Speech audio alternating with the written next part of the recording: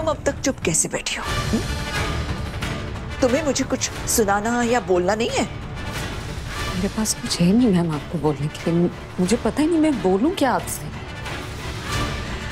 सही बात। वैसे भी तुम्हारे मन का तो हो गया। मेरा बेटा मुझसे बात नहीं कर रहा है तुम्हारी वजह से। तुम्हें मुझसे ज्यादा इंपॉर्टेंस मिल गई, बस तुम्हारा मिशन तो पूरा हो गया। फिर ये अच्छाई का नकाब क्यों पहनी हुई हो? हाँ, ये बनावटीपन क्यों? ऑफ कोर्स अमृता, तुम ना एकदम दोगली हो। तुम तो पहले से ही जानती थी ना कि मैं तुमसे नफरत करती हूँ, मुझे तुम पसंद नहीं हो। लेकिन फिर भी तुम तो नाटक करती रही कि मुझे तुम सब लोग बहुत पसंद हो। ये दोगलापन तुम्हें अपनी माँ से विरासत में मिला है। मैम आप बेवजह मेरी आई को इस बीच में क्यों ला रही हैं? एक बात बताओ, तुम्हारी आई को तो पता था ना तुम्हारे बाबा के अफेयर के बारे में, फिर उसने तुमसे सच क्यों छुपाया? क्योंकि कोई माँ अपने बच्चे को जानबूझकर दुख नहीं पहुंचाना चाहती। एग्जैक्टली। मैंने भी अपने बेटे को प्रोटेक्ट करने के लिए झूठ बोला।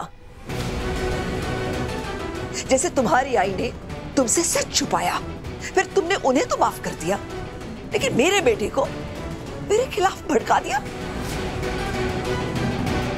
मुझे उसकी नजरों में इतना बुरा बना दिया कि अब मेरा बेटा मुझसे बात नहीं कर रहा है। आप इन दोनों चीजों को कैसे कंपेयर कर सकती हैं?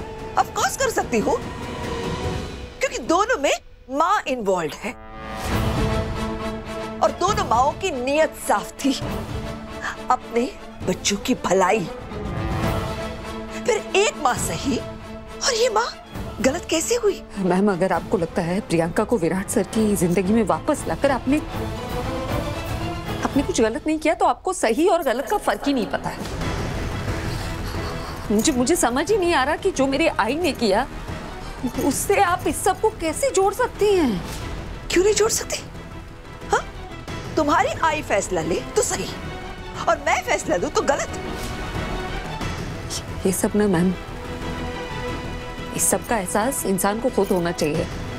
कोई और किसी को ये बात समझा नहीं सकता। सिर्फ प्लीज मैं आपसे कोई बहस नहीं करना चाहती। मुझे भी तुम्हारे मुंह लगने का कोई शौक नहीं है, लेकिन दो बातें मेरे ध्यान से सुनना।